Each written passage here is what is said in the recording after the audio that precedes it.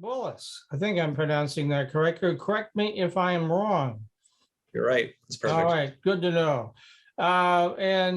This was an announcement made, I believe, on June 7th, and we're a little slow catching up with things. It's been a busy month.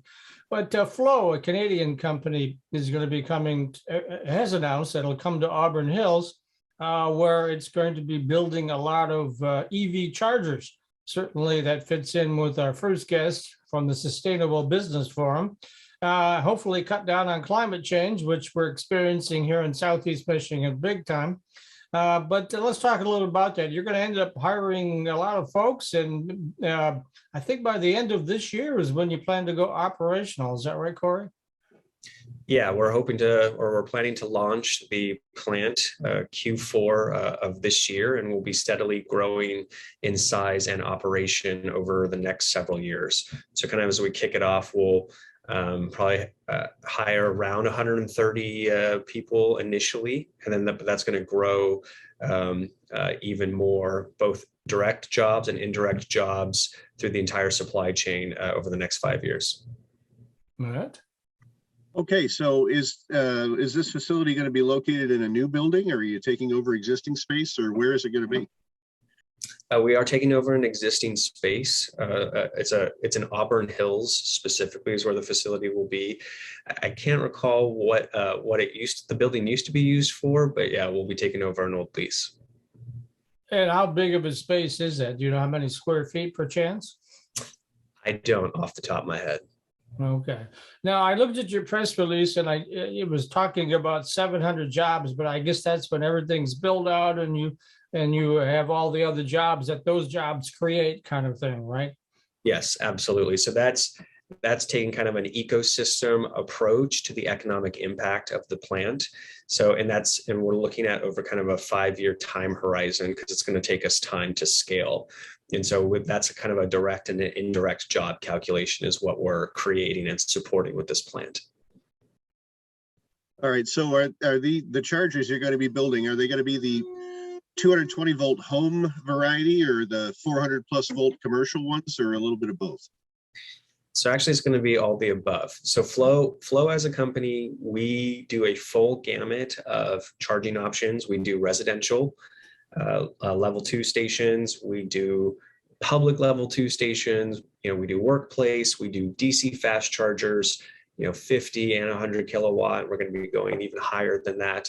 This plant is going to have its hands in each and every one of those products to some degree. It's part of a much larger strategy for us to be bringing, I think, over 250,000 charging stations to the US by 2028. Okay, so let's talk about the why part. So you decided to come to Auburn Hills, come to Michigan. Why was that? What prompted that move? So really, there's a confluence of elements coming together that really made Michigan a no-brainer.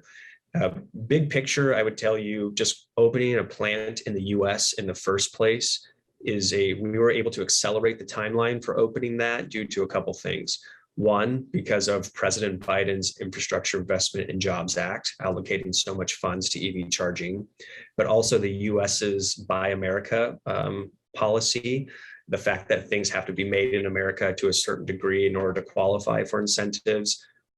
Super critical policy to help attract and accelerate our deployment and scale up. But zooming in on Michigan specifically, why do we choose the state? I mean, really, it goes without saying the automotive legacy and history in the state, and us wanting to make sure we are in lockstep, have close partnerships with the auto manufacturers there.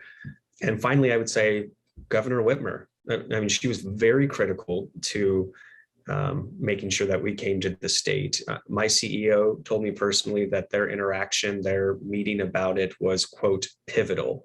It's because of her pro-EV views, the pro-EV policies that she pushes, that I think really helped kind of clinch Michigan on top of all these other reasons that I've iterated. Are you releasing the capacity of the plant, like how many chargers per year you plan to manufacture or anything like that? Yeah, and so this is a rough estimate right now based on what we're seeing in terms of market demand. The plant initially in its first year of operation, we are expecting to produce and sell 4,500 chargers, but by the time we're getting fully operational, if I can call it that, by 2028, we're expecting to scale that to upwards of 30,000 chargers. So it's certainly an iterative process of growth here based on market demand. It may be premature to ask this question, but you probably have a ballpark figure in mind. Certainly the commercial ones are a whole different breed of cat, but I mean, if the average homeowner that has an EV wants to buy one of your chargers, what sort of ballpark are we in, do you know? In terms of production? No, in terms of costs, how much do these things cost? Oh gosh, I don't actually have that number off the top of my head, so I would hate to misquote that, but always certainly happy to get that back to you. Okay. Matt? All right, my apologies once again for the noise in the background. I'm having a floor installed at my house today. I was just curious about, I don't think people realize what's coming and what the auto industry plans in terms of a changeover to electric vehicles. I don't think a lot of people realize just what's coming. Talk about that a little bit, if you could, how you're sort of preparing the market for this. Yeah, I mean, that's a really good question. It's a really tough question, right? Because you're talking about salience in the mind of the consumer of an otherwise complex issue that is going to totally change the driving experience and in ways that we think is great beyond just helping out with climate change.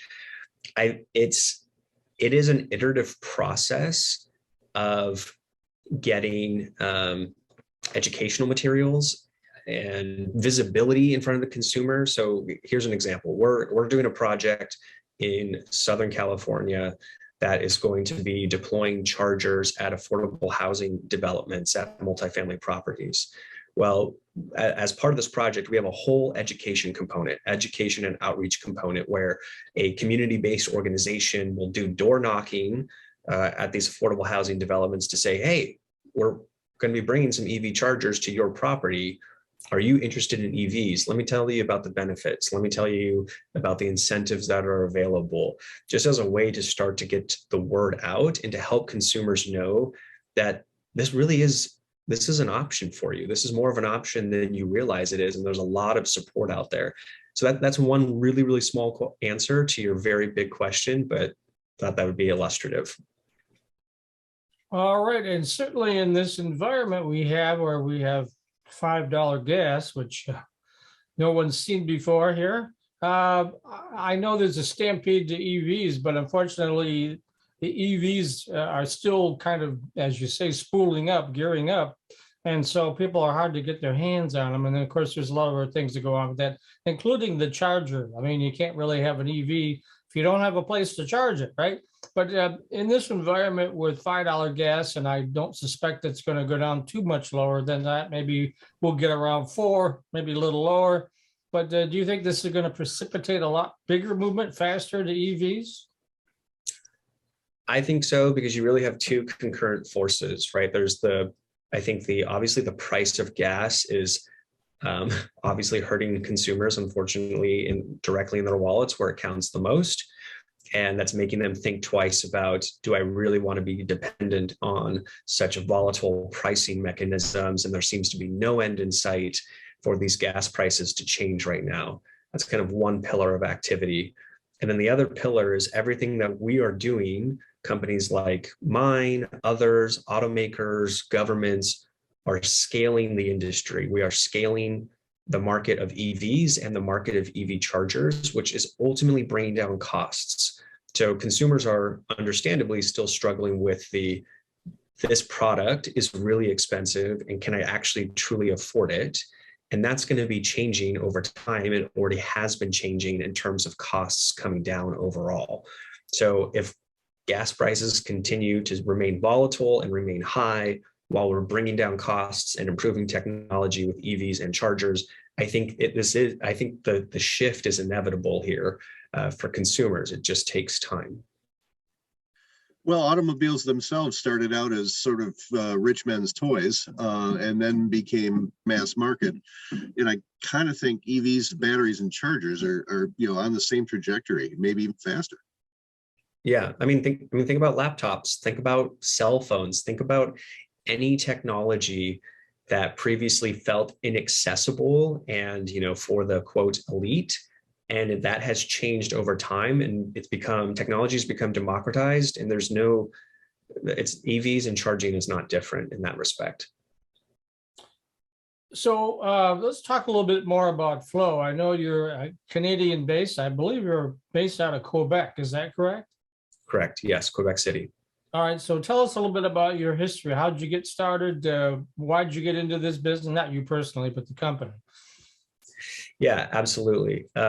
So our CEO founded the company in 2009. So we've been around for quite some time.